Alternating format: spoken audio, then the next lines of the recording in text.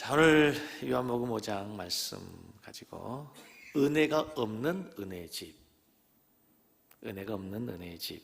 슬픈 제목이죠. 안타까운 제목입니다. 우리 주위에 보면 이름값 못하는 곳, 이름값 못하는 사람들이 있습니다. 이름값 못하는 동네 이야기도 성경에는 나옵니다. 대표적인 곳이 예루살렘이죠. 예루살렘이란 말의 뜻은 뭡니까? 평화의 도시. 예루라는 말은 도시, 샬렘이라는 평화의 도시라는 그 단어에 평화가 없었습니다. 뿐만 아니고 베들레헴, 벳이라는 집이죠. 레헴은 떡이라는 집, 떡집. 베들레헴에 우리가 잘 아는 대로 룻기서에 보면 흉년이 들죠. 베들레헴의 떡집에 떡이 없습니다. 흉년이 든 거죠. 떡집에 떡이 없어요. 어떻게 합니까? 안타까운 일이죠. 오늘 본문 말씀의 배경이 베데스다 연못, 또 마찬가지 이름을 못하는 곳입니다.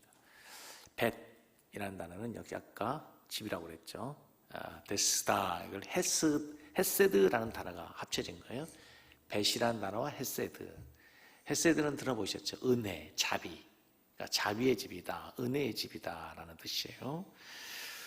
이 베데스다는 어떤 곳이었습니까? 오늘 본문 말씀에 보니까 연못에 하늘에서 천사가 내려와서 물을 휘저을 때가 있어요. 그때에 가장 먼저 들어간 사람은 어떤 병이든지 낫는다고 해서 항상 그 연못가에는 수많은 사람들이 모여 있었습니다. 자기 병을 고치기 위해서 소문을 듣고 여기저기에서 저 먼 곳에서부터 가까운 곳에 이르기까지 많은 환자들이 모여 있어서 정말 별의별 환자들이 다 모여 있는 비참한 환자 전시장과도 같은 곳이 바로 이 베데스다였습니다. 오늘 3절 4절 다시 보십시오. 그 안에 많은 병자, 맹인, 다리지 않는 사람, 혈기 많은 사람들이 누워 물의 움직임을 기다리니 이는 천사가 가끔 못에 내려와 물을 움직이게 하는데 그 움직인 후에 먼저 들어가는 자는 어떤 병에 걸렸든지 낫게 되미러라. 천사가 가끔 내려와 물을 움직이겠다. 옛날 번역에는 동하게 했다 그랬어요. 물을 동하게 하는데 어떤 병에 걸렸든지 가장 먼저 들어가는 사람이 낫기 때문에 많은 사람들이 이제 모여들고 점점점 사람들이 많아졌을 거라고 생각해요. 이 말씀을 묵상하는데 첫 번째 저에게 깨달음을 주시는 말씀이 베데스다. 뜻이 뭐라고요? 베데스다 뜻이 뭐라고요? 우리가 이제 이렇게 강의하고 하는데 좋은 점이 뭐냐면 이렇게 하나씩 지식이 늘어가고 정리가 되는 거죠. 많이 들었잖아요. 베데스다. 베데스다는 벳이라는 단어와 헤세드가 합쳐진 은혜의 집, 자비의 집이라는 뜻이에요. 근데 가만히 이 말씀을 묵상하다 보니까 이것이 은혜의 집이라고 그랬잖아요. 자비의 집인데 은혜가 없는 곳이에요. 자비가 없는 곳이란 말입니다. 어쩌다 가끔 한 번씩 가뭄에 콩나듯 물이 동하는데 은혜의 역사가 있긴 있는데 대부분은 은혜가 있어요, 없어요? 없는 거죠. 그 순간 하나님의 은혜가 임하고 떠나고 난 다음에 그 다음을 한번 생각해 보십시오. 서로 가까이 있는 자리에 참여하지 하기 위해서 우리로 하면 새치기 하는 사람, 밀치기 하는 사람 있을 것이고 또 그 사람을 바라보면서 욕하는 사람, 별의별 사람들이 있어요. 내가 조금만 일찍 들어갔으면 나았을 뻔했는데 앞에 가는 그 사람, 난 그 사람을 향해서 박수 쳐주고 축복해 주는 것이 아니라 시기하는, 또 내가 먼저 들어갈 수 있었는데 옆 사람이 누군가가 그 길을 막아서 들어가지 못함으로써 원망과 비난의 소리도 있었을 거예요. 거기 있는 사람들이 서로 사랑하겠습니까? 다 경쟁자들입니다. 비참한 것이죠. 서로를 경계하는 눈초리들이 보통 따가운 게 아닙니다. 이 연못이 어떠냐면 물이 동할 때 가장 먼저 들어가면 모든 병자들이 무슨 병을 앓든지 다 낫는다. 그럼 구조적으로 보면요, 실제적으로 누가 제일 먼저 들어가겠습니까? 다리가 성성한 사람이에요. 그렇죠? 다리가 성성한 사람. 다리가 성성하고 팔이 아픈 사람은요 가장 먼저 뛰어들어갈 수 있어요. 그런데 오늘 본문처럼 38년 된 병자처럼 몸을 움직이지 못한 사람은요, 평생에 있어 들어갈 가망성이 제로인 거예요. 다리가 불구인 사람은 들어갈 가망성이 전혀 없는 거. 그곳에서 기다리고 있는데 언제 그곳에 천사가 나타나 물이 동화될지 몰라서 항상 경계하며 기다리고 있는데, 은혜를 기다리고 있지만 사실 그들의 마음에는 은혜가 아니라 경쟁과 시기와 다툼과 분열의 은혜의 집인데 은혜가 없는 것. 글쎄요, 정 많은 우리 한국인들 같으면, 또 요즘 우리는 한국 사람들 문화 정서 같으면 어떤 순번을 정해가지고 가게 하든지, 아니면 몸이 좀 더 중한 사람들부터 먼저 들어갈 수 있도록 배려해 준달지, 그럴 수 있겠지만 거기에는 그런 게 없단 말이죠. 지금 여러분, 사람들은요, 몸이 불편하면 마음도 병듭니다. 몸이 병들면 마음도 병들게 돼 있어요. 몸과 마음은 하나로 가게 돼 있습니다. 몸이 건강해 보세요. 정신도 마음도 건강해집니다. 몸이 약하면요, 마음도 정신도 약해지게 되는 거예요. 내가 아프니, 내가 힘드니 다른 사람 돌보고 양보하고 해줄 여력이 없는 거죠. 그러니 서로 경쟁하고 서로 갈등하고, 그런 곳이 베데스다였단 말이에요. 그러니까 이름만 은혜의 집이지 은혜가 없는 거예요. 그래서 설교 제목이 은혜가 없는 은혜의 집. 얼마나 슬픈 이름입니까? 그런데 여러분, 은혜 없는 은혜의 집에 은혜의 주인이신 예수님이 옵니다. 그게 은혜입니다. 때는 명절이었습니다. 명절이면 사람들이 다 어디를 향합니까? 예루살렘을 향합니다. 나름대로 기쁨을 가지고 소망을 가지고. 그런데 주님은 수많은 사람들이 명절을 즐기기 위해서 예루살렘을 향해 갈 때 주님은 은혜 없는 곳으로 발걸음을 돌리세요. 수많은 사람들이 명절을 맞이해서 즐거움으로 기쁨으로 가고 있는 그 발걸음과 달리 절망과 눈물과 한숨이 있는 은혜 없는 베데스다로 은혜의 주인이 가신단 말입니다.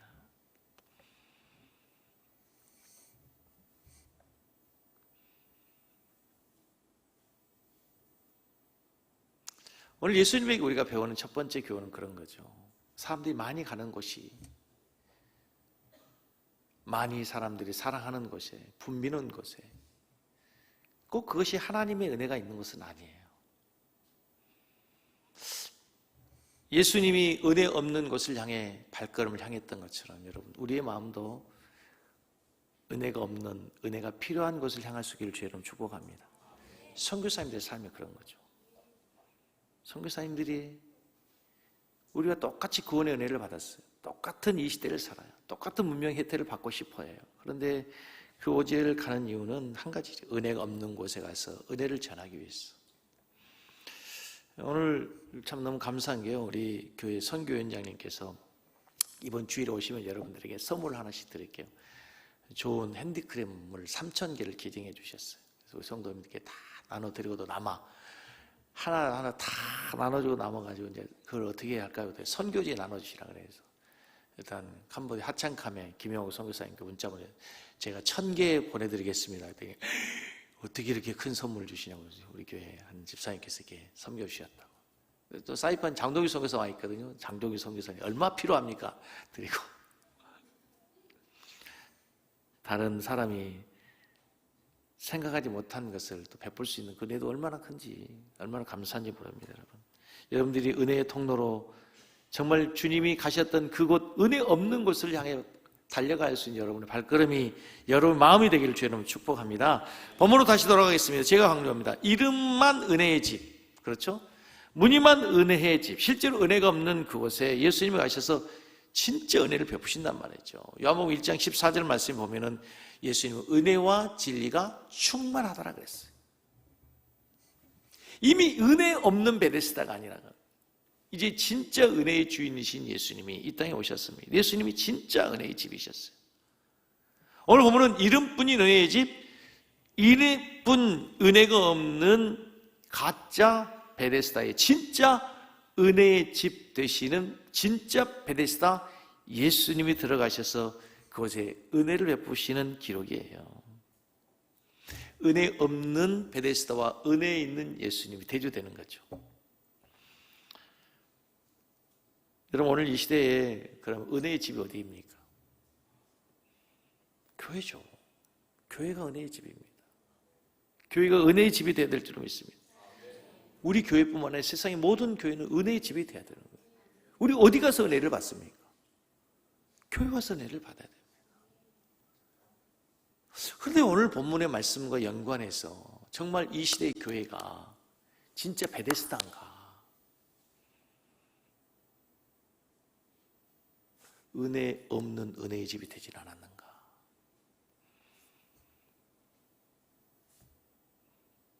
은혜의 집이 교회여야 되는데 정말 교회 와서 은혜 받고 은혜로 충만해져 성도들은 세상을 돌아가서 세상을 이길 수 있는 힘과 능력을 예배로부터 설교를 통해서 찬양을 기도를 통해서 성도와의 교제를 통해서 충전하고 돌아갈 수 있는가?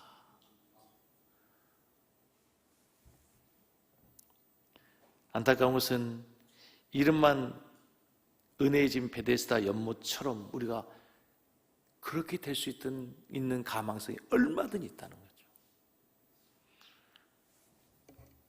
은혜로운 교회였는데 어느 날 보니까 이름뿐인 베데스다인 교회들이 얼마나 많습니까? 여러분, 진짜 우리 교회가 은혜로운 교회인 거 너무나 감사합니다. 오늘 이 말씀, 우리 경고의 말씀을 들려야 돼요.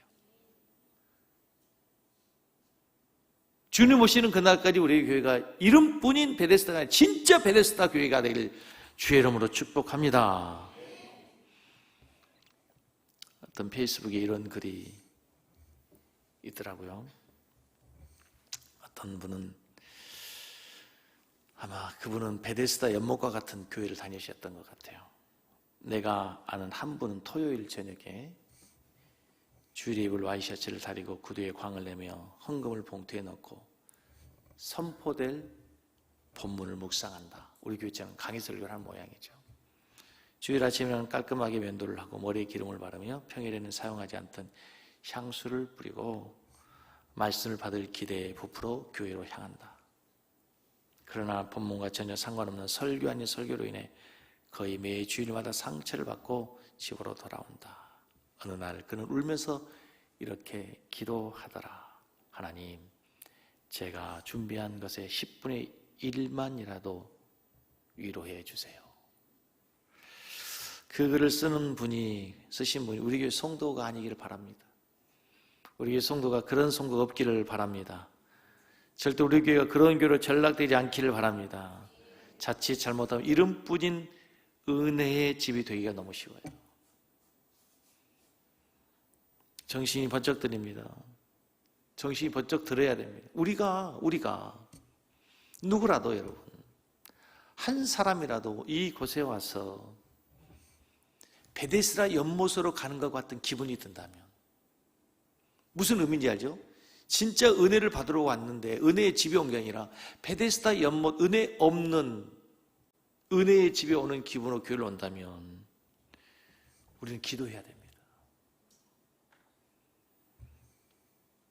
하나님, 베데스다 연못이 아니라 진짜 베데스다 되게 해주십시오.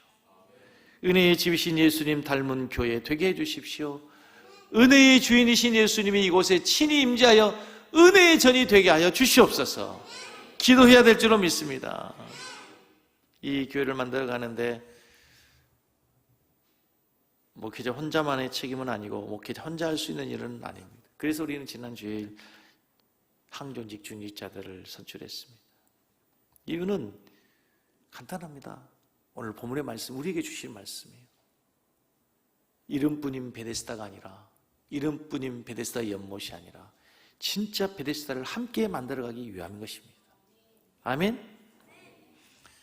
베데스다는 어떤 곳이었다고 말씀드렸으면 그 안에 사랑이 없던 곳이에요. 서로 견제하고 다투는 곳이 베데스다 연못이었어요.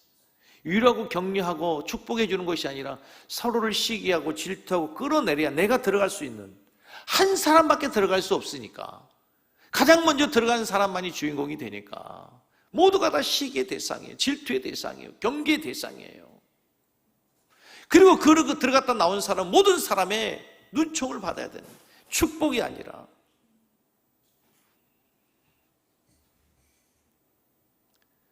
우리가 그런 교회가 되어 있어는 안 되죠.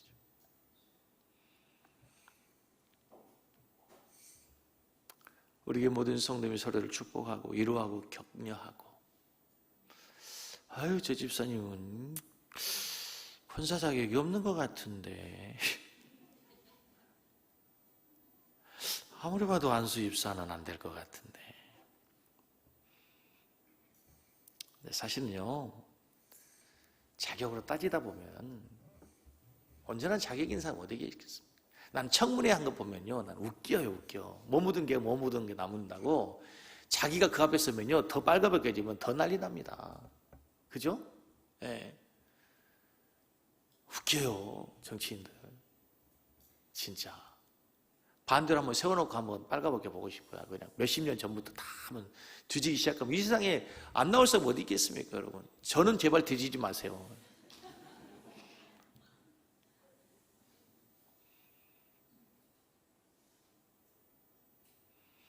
그 자리까지 가기까지 그 없는 사람이 어디 있겠어요? 웃기는 거 아닙니까? 네. 나한테 마이크 주면 진짜 한마디 하고 싶어요. 내 눈에 들보 빼고 먼저 오거라. 죄 없는 자가 돌로 쳐라 먼저. 너 진짜 너 죄 없냐? 이렇게 물어보고 싶어요. 그러면서 난리 나겠죠. 뭐 나오고 뭐 아무튼 뭐 하고 싶은 얘기는요, 우리 교회가 진짜 베데스가 되고 싶어요. 베데스다 같은 그런 교회가 아니라 진짜 베데스다가 되어야 돼요. 베데스다.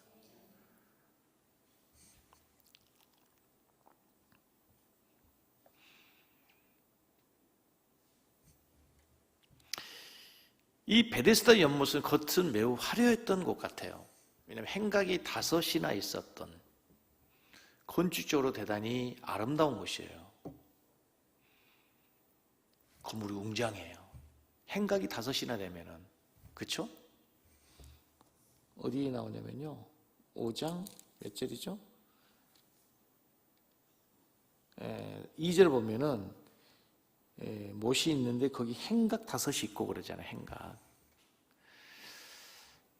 행각이 5이는 건물이 5이나 있단 말이죠. 5개나 멋지고 화려하고 웅장했었던 곳이에요. 그런데 그 안에 은혜가 없었단 말입니다. 오늘날도 그럴 수 있어요. 세상적으로 많은 교회 겉은 화려해요. 근데 속이 들어가 보면은 부패해 있고 은혜를 놓쳐본 교회들이 얼마나 많습니까, 여러분? 이거 우리 교회에 적용해야 될 말씀이에요. 겉으로 보면 우리 교회 얼마나 멋있습니까? 대로변의 사거리에 건물도 너무 아름답게 인테리어도 잘 돼 있죠. 깨끗하잖아요. 건축한 지 얼마 안 됐으니까. 우리 교회에서 음향 시설을 듣다가 다른 교회 가서 들으면 진짜 음향 못 듣겠죠, 그죠? 찬양팀 얼마나 잘합니까? 스크린도 얼마나 선명하고 최신식 아닙니까? 모든 게 최신식이에요. 목사도 최신식 아닙니까?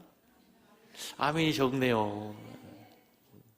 겉모습은 그래. 겉모습은 제가 아니구나. 겉모습은 잘못했으면 죄송합니다. 이거 지워주세요.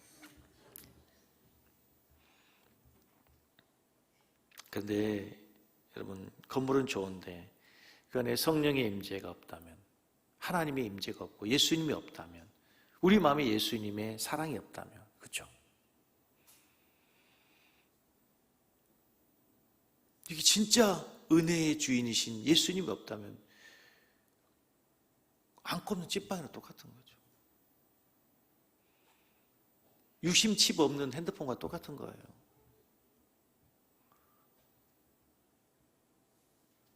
엔진 없는 자동차 무슨 의미가 있어요? 벤츠 마크 붙어 있고 BMW 마크 붙어 있는데 엔진이 고장 났으면 아무 소용 없는 거예요, 그건. 교회가 그렇단 말입니다. 교회의 머리, 교회의 DNA, 바로 예수님이라고 배웠지 않습니까?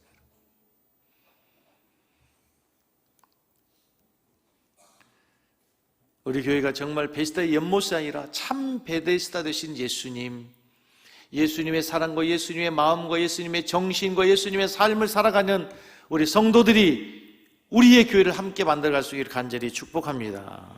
다시 본문으로 돌아가서 요한복음 4절을 보시겠습니다. 천사가 가끔 못에 내려와 물을 움직이게 하였다. 여기서 가끔이라는 단어가 헬라어 카이로스라는 단어가 쓰였습니다. 그리고 6절 보면 예수께서 그 병자를 보시고 병이 벌써 오랜 줄 아시고 하셨는데, 오랜이라는 단어는 크로노스라는 단어가 됐습니다. 들어보셨죠? 그래도 신앙생활 오래 하신 분들은 이 두 단어를 한번 들어보셨어요. 헬라의 크로노스와 카이로스 차이. 크로노스, 인간이 흘러보내는 시간, 그냥 시계의 시간, 캘린더의 시간, 그냥 일상적 시간. 그러나 카이로스는 하나님의 시간, 하나님의 역사가 임하는 시간, 어떤 특별한 시간. 저에게 있어서 1966년 5월 7일은 카이로스죠. 내가 이 땅에 태어난 날이니까. 1997년 12월 22일은 우리 교회의 카이로스죠. 왜? 이 교회가 설립된 날이니까. 그런 어쩜 특별한 날 말이죠. 오늘 본문에는요, 이 두 단어가 함께 등장한다는 거예요. 38년 된 병자는 무려 38년 동안 크로노스의 시간을, 일상적 시간을 보내고 있었어요. 그런데 그 장소는 가끔 카이로스의 역사가 일어나는 곳이죠. 하나님의 임재가 있어서 물이 동하는, 천사가 움직여서 특별한 은혜가 임하는 카이로스의 시간이 있단 말입니다. 간헐적 하나님의 은혜가 단 한 번 일어나는 그 장소, 거기에 크로노스의 시간을, 일상의 시간을 보내고 있는 38년 전 병자가 있어요. 그런데 그가 오늘 드디어 그 카이로스의 예수님을 만나는 거예요. 그 하나님의 카이로스의 시간을 경험하게 되는 거예요. 얼마나 감동적입니까? 38년을 그냥 크로노스로 보내고 있었어요. 그냥 매일매일의 삶을 그냥 절망과 낙심 속에서 살아가고 있었는데, 이에게 어느 날 예상치 못한 때, 그렇죠, 37년 364일 동안 아무 일도 일어나지 않는, 아무 변화도 없는 그 사람에게 진짜 하나님의 카이로스 시간이 임하게 됐다는 사실을 믿으시기 바랍니다. 우리가요, 매주일 예배를 드립니다. 매주일 수요일 예배를 드려요. 오늘 여러분들은 수요 예배 7시 20분 찬양하기 위해서, 7시 30분 말씀 듣기 위해서 우리가 와서 예배를 드립니다. 지난주에도 드렸고 그 전주에도 드렸고 그냥 예배 드리고 갑니다. 그냥 크로노스 시간이에요. 그런데 오늘 여러분들이 저희 말씀을 들으면서, 이제 이 교회가 베데스다 연못이 아니라, 진짜 은혜 없는 은혜의 집이 아니라, 은혜의 집, 은혜의 주인공이신 예수님이 함께하는 하나님의 전이 되어야 되겠구나, 하나님의 전으로 만들어야 되겠구나 라고 하는 말씀이 여러분의 심령에 들려지고 주의 음성으로 들려지고 결심하게 된다면, 오늘 이 예배는 뭐가 되는 거죠? 하나님의 카이로스가 됩니다. 하나님의 카이로스를 경험한다는 건 이런 것이에요. 하나님이 주시는 말씀이 나에게 주신 말씀으로 들리는 거예요. 예수님이 38년 된 병자에게 내가 낫고냐 하실 때, 내가 낫고자 하느냐 하실 때, 그 말씀이 지금 나에게 주신 말씀으로 들리는 거죠. 주여 내가 낫기를 원합니다. 주여 내가 낫기를 원합니다. 일어나 내 자리를 들고 걸어가라. 그 말씀이 내게 주시는 말씀으로 들려서 내 인생의 자리를 박차고 일어나게 되는 사건이 바로 하나님의 카이로스의 시간, 하나님의 카이로스의 사건이라는 사실을 믿으시기 바랍니다. 저는 오늘 설교를 준비하면서 이 말씀이 나에게 카이로스의 은혜로 임하기를 기도했어요. 하나님, 우리 교회가 예수님 닮은 교회 되게 해 주십시오. 하나님, 우리 교회가 진짜 이 시대 베데스다 교회가 되게 해 주십시오. 오늘의 이 말씀이 우리 교회에 임하는 말씀 되게 하여 주십시오. 기도하면서 말씀을 준비하고 증거하는 거예요. 여러분들 이 말씀을 듣는 가운데 여러분의 인생의 크로노스의 시간이 어느 날 하나님의 카이로스의 말씀으로, 카이로스의 시간으로 꼭 경험될 수 있기를 주의 이름으로 간절히 축복합니다. 오늘 이 38년 된 병자가 어떻게 카이로스 시간을 경험하게 되는가? 두 가지 간단히 말씀드리면, 첫째, 예수님이 그에게 먼저 다가가신 거예요. 이 병자는 움직일 수 없어요. 38년 동안 누워있어요. 예수님이 찾아갈 수 없는 환자로 38년 되었단 말입니다. 그런데 예수님이 그 병자를 보시고 그가 오래된 병자인 줄 아시고 찾아갔다고요. 그런데요, 더 놀라운 사실이 있어요. 오늘 본문에 보면 좀 이상한 게, 여러분 성경에 우리가 많이 들었던 그 소경 바디메오가 예수님이 지나갈 때 예수님 뭐라고 부르죠? 다윗의 자손 예수요, 그렇게 부르잖아요. 예수가 누구인지를 알고 불렀어요. 그렇죠? 다른 사람은 나사렛 예수가 지나간다는데 다윗의 자손으로 불렀단 말이에요. 예수님을 알고 예수님을 불렀어요. 메시아인 줄 알고. 그런데 오늘 이 38년 된 병자는 이렇게 됐어요. 요한복음 5장 12절과 13절을 보시면, 저희가 묻되 너더러 자리를 들고 걸어갈 한 사람이 누구냐 하되 고침을 받은 사람은 그가 누구인지 알지 못했어요. 알지 못했어요. 달라요. 예수님은 이 환자에게 너 내가 누군지 아느냐? 나를 주로 고백하느냐? 너 내가 너를 고칠 줄을 믿느냐? 물어보지도 않으셨어요. 이 중풍병자는 이 중병을 앓게 해준 사람이 누구인지, 낫게 해준 사람이 누구인지도 몰라요. 38년 동안은 불치의 병으로 고생하는 이 사람이 자기를 치유해 주신 분이 누군지도, 예수님의 이름도 모른단 말이에요. 베드로처럼 주는 그리스도시요 살아계신 하나님의 아들이십니다라고 고백한 적도 없어요.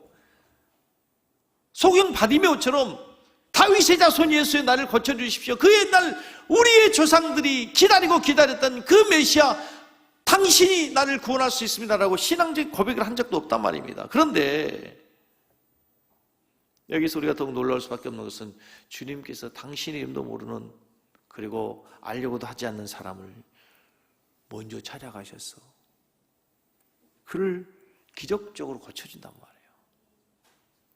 여러분, 진정한 기적이 뭔냐면요, 주님께서 38년 된 병자를 고쳐주셨다는 것 자체가 아니라 예수님의 이름도 모르고 예수님의 이름을 불러본 적도 없는 사람을 주님이 먼저 가서 찾아가서 그를 고쳐주셨다는 것이 더 큰 기적이에요. 생각하면 생각할수록 하나님께서 사천의 인간을 먼저 찾아주셨다는 것은 기적 중에 기적이요, 사건 중에 사건이 아닐 수 없습니다. 그 사건이 그 옛날 38년 전 병자에게만 있었던 것이 아니고 오늘날 우리에게 있다. 그래요. 나는 정말 내가 예수님 먼저 불러본 적이 없어요. 예수님 먼저 오셨어요. 예수님 먼저 찾아오셨어요. 로마서 8장, 5장 8절 우리가 잘 아는 것처럼 우리가 아직 죄인 됐을 때 그리스도께서 우리를 위하여 죽으심을 하나님께서 우리에 대한 자기의 사랑을 확증하셨다. 우리가 죄인 됐을 때는 얘기는 주님을 알지 못할 때였어요. 우리가 태어나기도 전에 2000년 전에 주님께서 우리의 죄를 위해서 먼저 죽으셨어요. 그게 은혜예요. 그게 은혜. 그게 은혜. 이 본문을 제가 오래 설교했고 여러 번 묵상했는데 오늘 갑자기 느껴지는 게, 이 사람이 예수님을 몰랐단 말이에요. 그리고 그 다음에 가서 예수님이라고 알아요. 그 다음에 가서. 두 번째, 여러분, 오늘 이 기적이 일어나게 된 이유가 뭐냐면 예수님이 그에게 하는 질문입니다. 예수님이 이렇게 물어요. 내가 낫고자 하느냐? 이상한 질문처럼 보이죠. 근데 한번 곰곰이 생각해 보세요. 이 병자가 예수님이 누군지 알아요, 몰라요? 몰라요. 몰라요. 근데 이 사람은 지금 38년 동안 매일 거기에 있었어요. 근데 지나가는 사람이 물어요. 너가 낫고자 하느냐? 여러분 같으면 뭐라고 하겠어요? 에? 뭐라고 하시겠어요? 다양하게 대답할 수 있고요. 예, 내가 낫고자 하는 걸 당연하죠. 나는 지금 낫고 싶어요 라고 할 수도 있지만요, 이분이 하나님의 아들이니까 모르잖아. 그러면요, 네가 왜 물어? 네가 뭐 해줄 건데? 아니면 거기에서 날 수 있는 방법은 그 안에 먼저 들어가야 되는 거잖아요.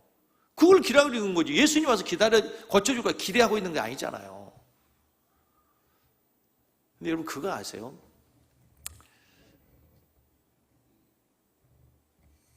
그 김종길 집사가 옛날에 고시원에서 공부할 때 한번 가봤는데요.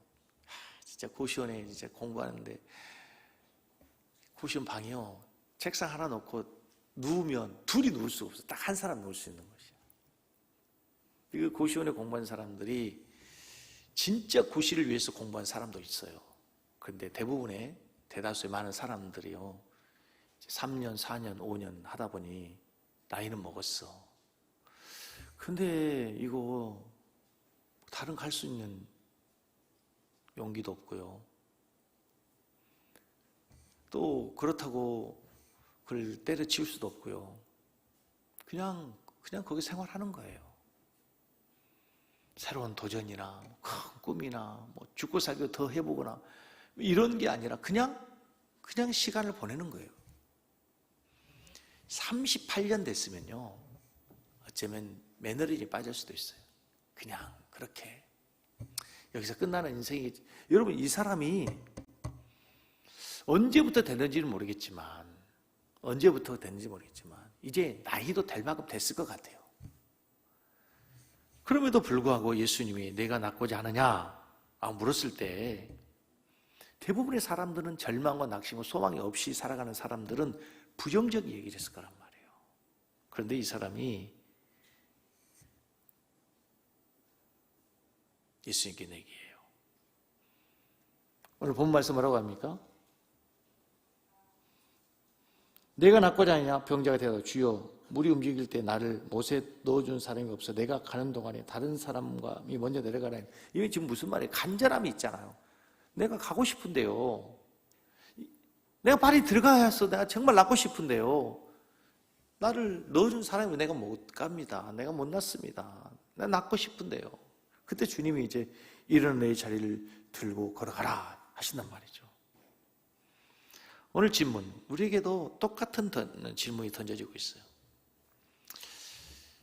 결혼하기 전에 남편들이 예수 믿어야 된다고 조건 걸었을 때, 그래 내가 교회 나가줄게, 교회 나갈게 약속해놓고 부도수표 낸 나쁜 놈 있죠? 집에 있죠? 아직까지.